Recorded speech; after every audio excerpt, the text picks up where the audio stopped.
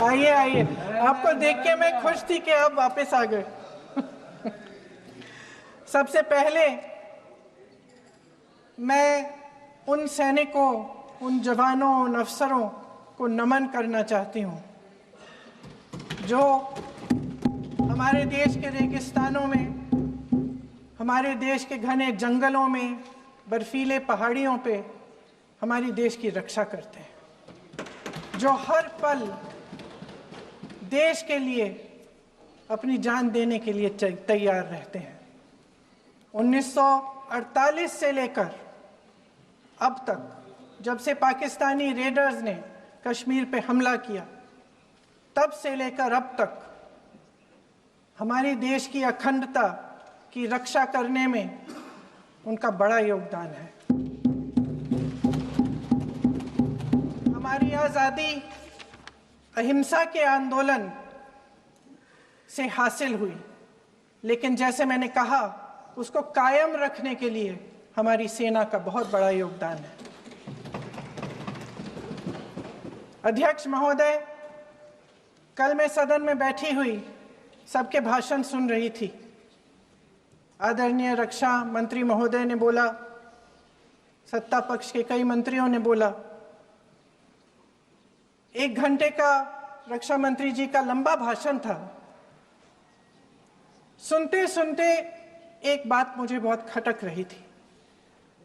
उसके बाद जब दूसरे भाषण भी सुने आपके सत्ता पक्ष के, तब भी ये बात बार बार मेरे मन में आ रही थी कि सारी बातें कर ली, ऑपरेशन सिंदूर की बात कर ली, आतंकवाद की बात कर ली, देश की रक्षा की बात कर ली, इतिहास का पाठ भी पढ़ा दिया, लेकिन एक बात छूट गई। उस दिन 22 अप्रैल 2025 को जब 26 देशवासियों को अपने परिवार के सदस्यों के सामने खुलेआम मारा गया, तो ये हमला कैसे हुआ, क्यों हुआ?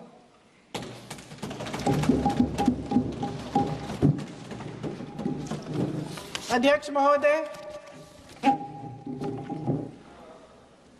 ये लोग बैसारन वैली में, पहलगाम के पास कश्मीर में क्या कर रहे थे? आजकल पब्लिसिटी का दौर है, प्रचार का ज़माना है।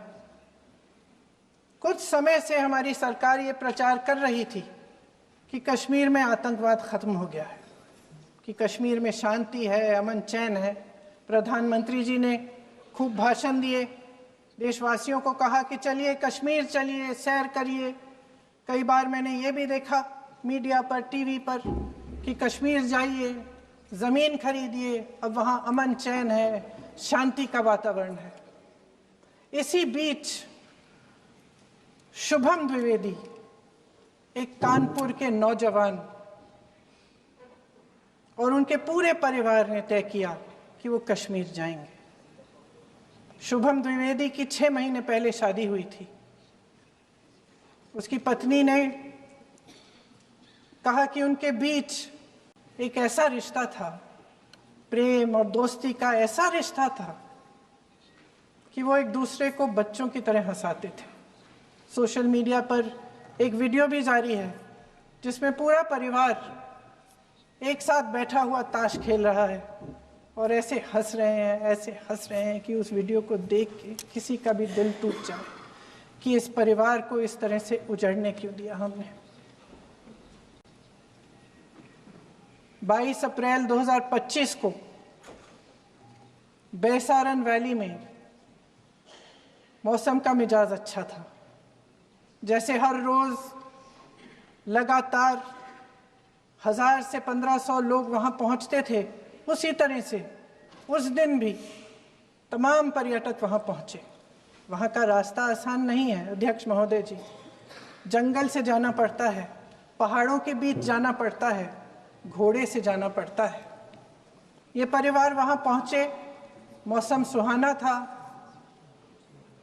उनके बच्चे ट्रैम्पोलिन पे खेल रहे थे, कोई जिपलाइन कर रहा था, कोई चाय पी रहा था, तो कोई कश्मीर की सुंदर वादियों कि ठंडी हवा का मजा ले रहा था।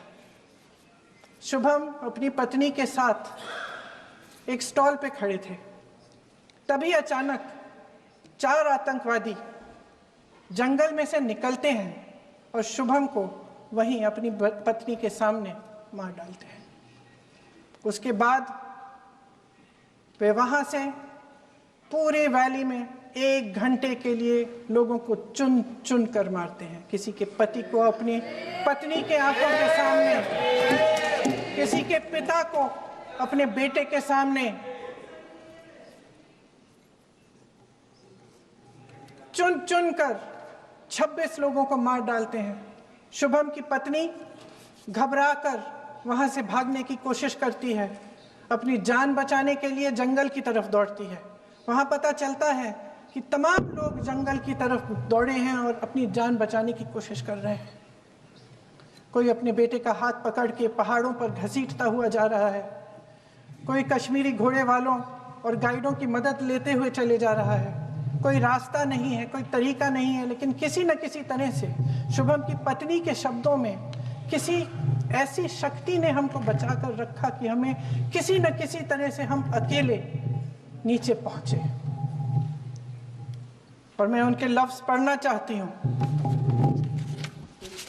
क्योंकि उन्होंने कहा कि इस पूरे समय जब 1 घंटे के लिए चुन चुन कर भारतीय नागरिकों को मारा जा रहा था, इस पूरे समय उसे एक सुरक्षाकर्मी नहीं दिखा, एक सैनिक नहीं दिखा।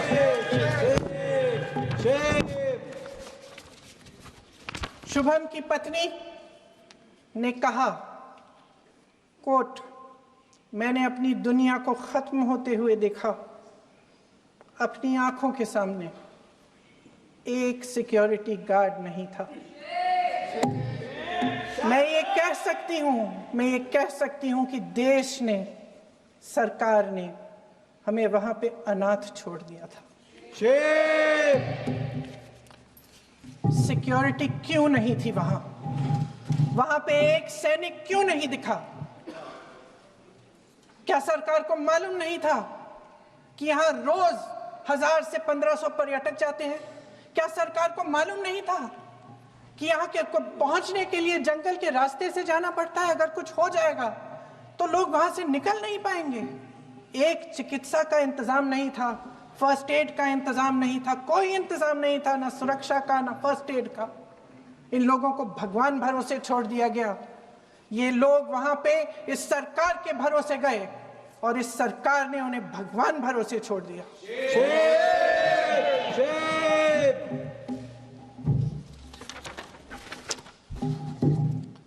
मैं पूछना चाहती हूं, ये किसकी जिम्मेदारी थी?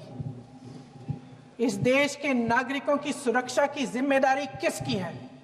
क्या इस देश के प्रधानमंत्री की नहीं है? क्या इस देश के गृह मंत्री की नहीं है? क्या इस देश के रक्षा मंत्री की नहीं है? क्या एनएसए की नहीं है? अध्यक्ष महोदय, पहलगाम हमले से सिर्फ 2 हफ्ते पहले हमारे गृह मंत्री महोदय जी कश्मीर गए थे। किस लिए गए थे? जो सुरक्षा की व्यवस्था है इसको देखने के लिए गए थे, इसको रिव्यू करने के लिए गए थे।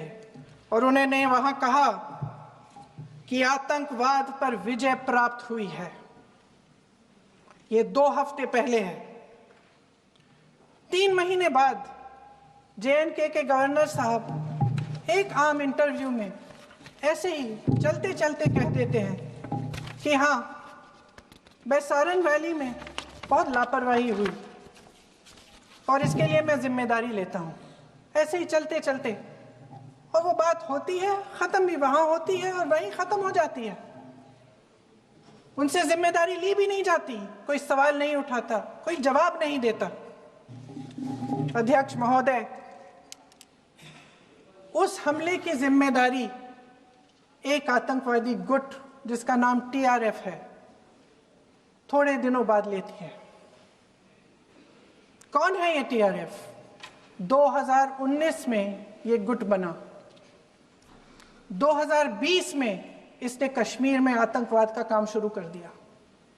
और 2020 अप्रैल 2020 से लेकर 22 अप्रैल 2025 तक इन्होंने 25 आतंकवादी हमले किए। गृह मंत्री महोदय ने जब यूपीए सरकार के समय के आतंकवादी हमले गिने तो लगभग 25 गिनवाए थे अभी अपने भाषण में। इस गुट ने कश्मीर में 25 हमले 2020 और 2025 के अंदर एक पूरी लिस्ट है इन हमलों की। मेरे पास इतना समय नहीं है इसलिए मैं एक एक को नहीं पढ़ना चाहती, लेकिन मैं इतना कहूंगी कि इनमें रियासी का हमला भी था 2024 का, जिसमें 9 लोग मारे गए और 41 लोग घायल हुए।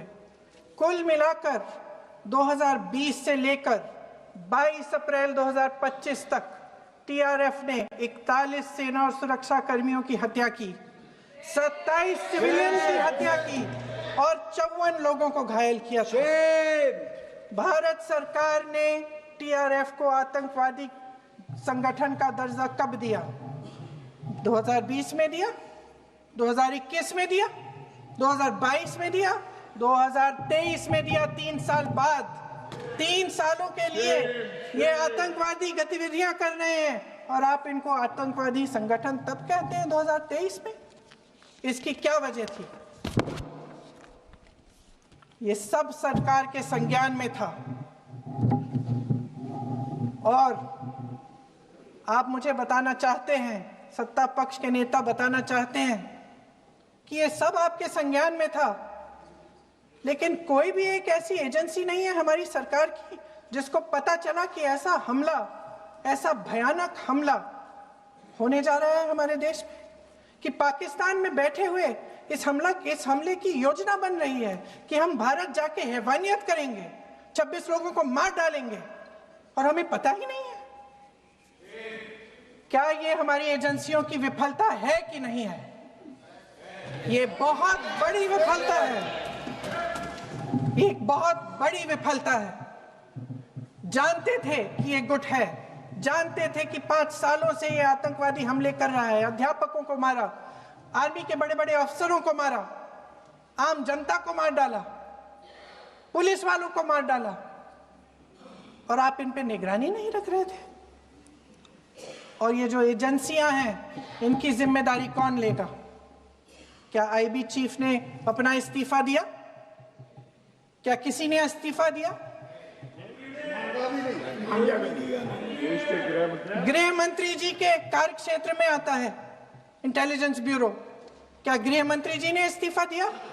इस्तीफा छोड़िए, जिम्मेदारी ली।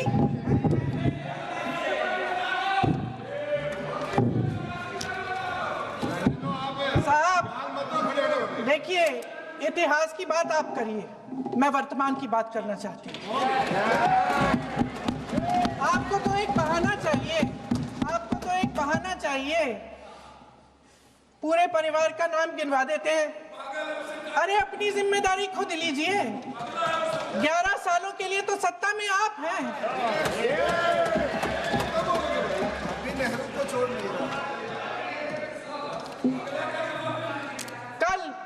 कल माननीय गौरव गोगोई जी ने अपने भाषण में पूछा गृह मंत्री जी से, क्या आपकी जिम्मेदारी नहीं थी? मैं देख रही थी। राजनाथ जी, रक्षा मंत्री जी यूं यूं अपना सर हिला रहे थे, कुछ बोले नहीं। अंदर से ये महसूस हुआ होगा कि यहाँ कुछ जिम्मेदारी थी, लेकिन माननीय गृह मंत्री महोदय जी हंस रहे थे, वे हंस रहे थे।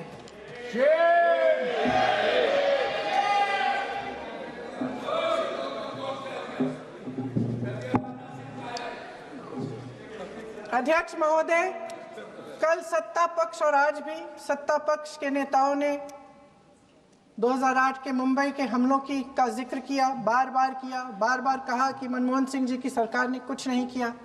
ये तो जानकारी होगी ना कि उसी समय जब वो आतंकवादी हमला चल रहा था तभी उन आतंकवादियों को मार डाला था, एक बचा था और उसको भी फांसी दे दी थी 2012 में। महाराष्ट्र के मुख्यमंत्री ने इस्तीफा दिया। देश के गृह मंत्री ने जिम्मेदारी लेकर इस्तीफा दिया। एक जवाबदेही थी पब्लिक के प्रति, एक जवाबदेही थी इस देश की जनता के प्रति, इस देश की धरती के प्रति।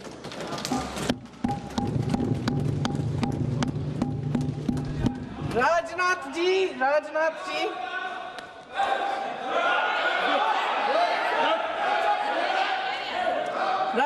जी तो पुलवामा, उरी और पठानकोट के समय गृह मंत्री रहे थे। आज वे रक्षा मंत्री हैं और हमारे गृह मंत्री महोदय श्री अमित शाह जी के नाक के नीचे पूरा मणिपुर जल गया, दिल्ली में दंगे हुए, पहलगाम में हमला हुआ और आज भी वे उसी पद पर बैठे हैं। क्यों? अध्यक्ष महोदय, बमबारी से अखबारों के हेडलाइन बनते हैं, मगर कहानी सुरक्षा में की चूक में भी है। आज देश खोखले भाषण नहीं सुनना चाहता, देश जवाब चाहता है, तसल्ली चाहता है कि सच उससे छिपाया नहीं जाएगा।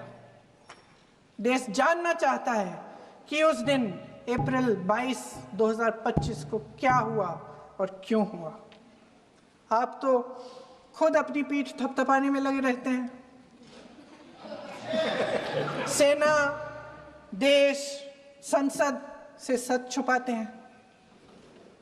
ऑपरेशन सिंदूर जब शुरू हुआ, हम सब ने समर्थन किया, सब एकजुट होकर खड़े हो गए इस देश के लिए।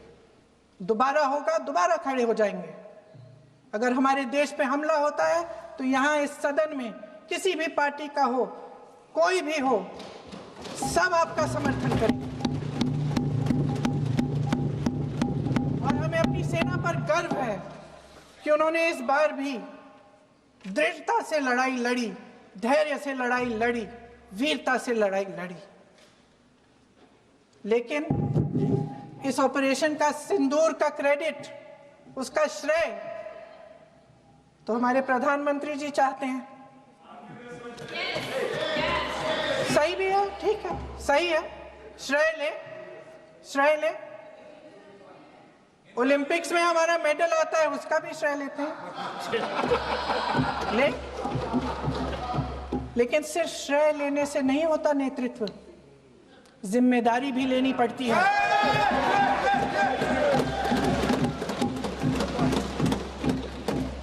देश के इतिहास में ये पहली बार हुआ, देश के इतिहास में ये पहली बार हुआ कि जंग होते होते ही रुक गई है जी। और इस रुकावट का ऐलान हमारी सरकार, हमारी सेना नहीं करती, अमेरिका के प्रेसिडेंट करते हैं, अमेरिका के राष्ट्रपति करते हैं। ये हमारे प्रधानमंत्री महोदय की गैर जिम्मेदारी का सबसे बड़ा प्रतीक है। आज गृह मंत्री जी ने इस बात पर उल्लेख किया। उन्होंने कहा, उनके शब्दों में उन्होंने कहा कि पाकिस्तान के पास शरण में आने के बजाय कोई चारा ही नहीं था। आपने शरण दिया क्यों? वो आते हैं आपके देश के अंदर, लोगों को मार डालते हैं और आप उनको शरण दे रहे हैं। क्यों दिया शरण? इसका जवाब क्यों नहीं दिया एक भी भाषण में? जैसे ये बात उठी, शरण की बात की, हमारे गृह मंत्री जी ने इतिहास में चले गए। नेहरू ने क्या किया, इंदिरा गांधी ने क्या किया, यहां तक कि मेरी मां के आंसुओं तक चले गए। लेकिन इस सवाल का जवाब नहीं दिया कि ये सीज फायर हुआ क्यों, ये जंग रुका क्यों, और तब क्यों रुका जब दुश्मन के पास कोई चारा नहीं था हमारे श्रेय में आने के बजाय। क्यों रुका ये जंग? इसका जवाब नहीं दिया। धन्यवाद। आप देंगे?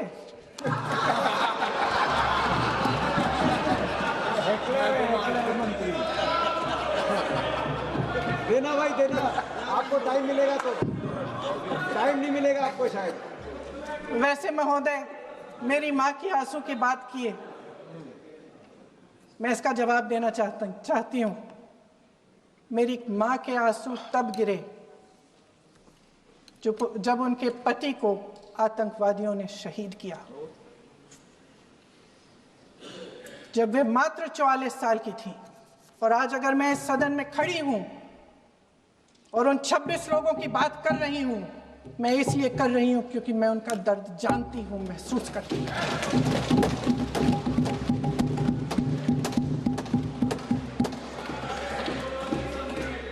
अध्यक्ष महोदय, मैंने कहा कि देश का नेतृत्व सिर्फ उपलब्धियों का श्रेय लेने से मजबूत नहीं होता। सफलता और विफलता दोनों की जिम्मेदारी लेने से बुलंद होता है। ये सोने का ताज नहीं है, कांटों का ताज है। अध्यक्ष महोदय, जब सरकार झूठी और कायर हो तो वे बहादुर से बहादुर सेना के साहस और पराक्रम को भी कमजोर कर देती है। देश को प्रतिशोध के साथ साथ सबके प्राणों की रक्षा का प्रण चाहिए। सेना की शक्ति के साथ सरकार की सच्चाई भी चाहिए। महान देशभक्त शहीद इंदिरा गांधी जी, जिन्होंने सफल कूटनीति के बल पर अमेरिका के राष्ट्रपति निक्सन का मुकाबला करके पाकिस्तान का विभाजन करवाया, बांग्लादेश बनाया, 1 लाख पाकिस्तानी सैनिकों को आत्मसमर्पण करने पर मजबूर किया, उन्होंने कभी इसका श्रेय लेने की कोशिश नहीं की। ऑपरेशन सिंदूर का मकसद अगर पाकिस्तान को सबक सिखाना था तो शायद ये मकसद अभी अधूरा है, क्योंकि हमारी कूटनीति विफल रही है। इसका प्रमाण यही है कि ऑपरेशन सिंदूर के बाद एक पाकिस्तानी जनरल, जिसके हाथ खून से रंगे थे, अमेरिका के राष्ट्रपति के साथ बैठकर लंच खा रहे थे। अगर ऑपरेशन सिंदूर का मकसद आतंकवाद को खत्म करने का था तो पाकिस्तान को संयुक्त राष्ट्र के आतंकवाद विरोधी समिति का अध्यक्ष चुने जाने से इस मकसद को धक्का लगा है। इसकी जिम्मेदारी कौन लेगा? क्या हमारे प्रधानमंत्री लेंगे? क्या उनमें ये हिम्मत है? नहीं है। अगर इस ऑपरेशन के दौरान हमारे जहाजों का नुकसान नहीं हुआ तो सदन में इसे साफ साफ कहने से क्या डर है? क्यों नहीं कहा है? कल भी रक्षा मंत्री जी ने कहा कि हमारे इंफ्रास्ट्रक्चर का नुकसान नहीं हुआ, तो जहाजों के बारे में भी बता दें, साफ साफ बता दें, क्या हर्ज है? सच्चाई तो है। सवालों से बचने के लिए ये सरकार हमेशा प्रयास करती है। इसकी राजनीतिक कायरता बेमिसाल है। देशवासियों के प्रति जवाबदेही का एहसास ही नहीं है। सच्चाई ये है कि इनके दिल में जनता के लिए कोई जगह नहीं है। सब राजनीति है, सब पीआर है, सब प्रचार है, सब पब्लिसिटी है। देश की जनता के लिए आपके हृदय में कुछ नहीं रहा। बहुत समय हो गया है आप इस प्रचार में ही लिप्त हैं, जनता को देख नहीं पा रहे हैं। जी मानिए। जो पहलगाम में हुआ, खत्म करती हूँ, जो पहलगाम में हुआ उससे हर एक देशवासी के दिल पे चोट पहुंची है। हिमांशी नारवाल की गुहार ने हम सबको शर्मिंदा किया है। इसीलिए मैं आज यहाँ खड़े हुए एक आखिरी बात करना चाहती हूँ।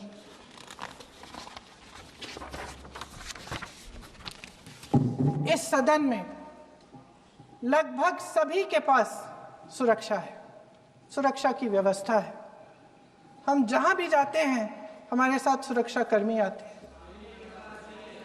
आपको भी मिल जाएगी, आप मंत्री बन जाएंगे, आपको भी मिल जाएगी। मैं मजाक की बात नहीं कर रही हूँ, थोड़ा सा धैर्य रखिए। उस दिन पहलगाम में 26 परिवार उजड़ गए। 26 लोगों को अपने परिवार के सदस्य के सामने मारा गया। 26 बेटे, पति, पिता गुजर गए। उनमें से 25 भारतीय थे।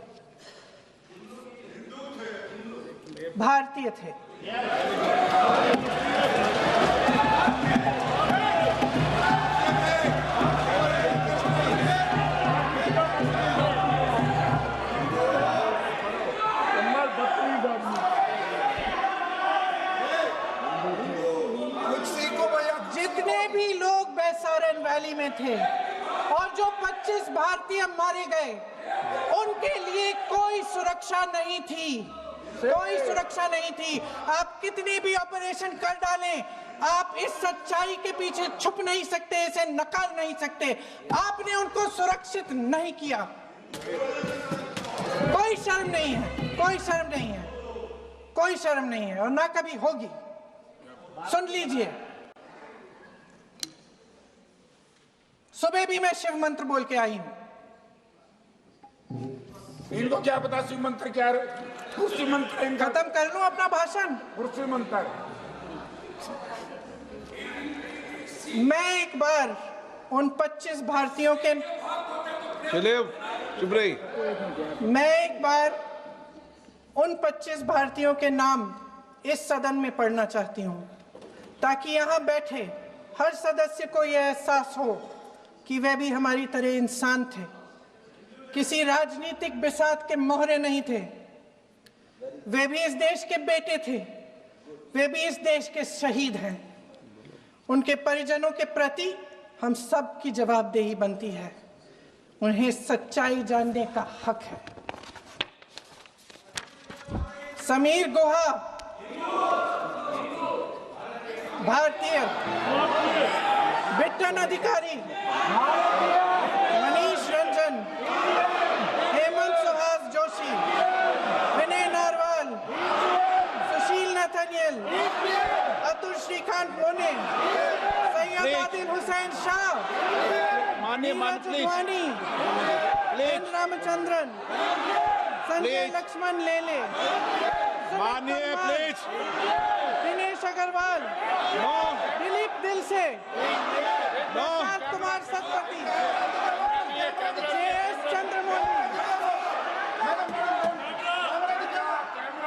अब आप बोलिए, अब आराम से। JS चंद्रमौली, यतीश परमार, S मधुसूदन राव, माननीय सदस्य, नारेबाजी का सदन नहीं है। शैलेश कलाटिया, ये तरीका ठीक नहीं है आपका। भूषण, मंजुनाथ राव, कौस्तभ गणबोते, शुभम द्विवेदी। जय हिंद।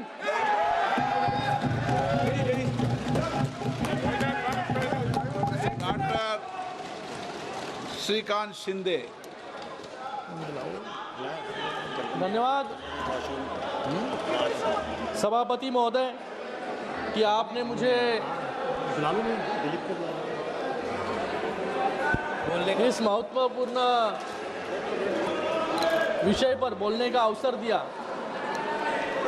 आज ऑपरेशन सिंदूर की कामयाबी पर यहाँ पर चर्चा हो रही है।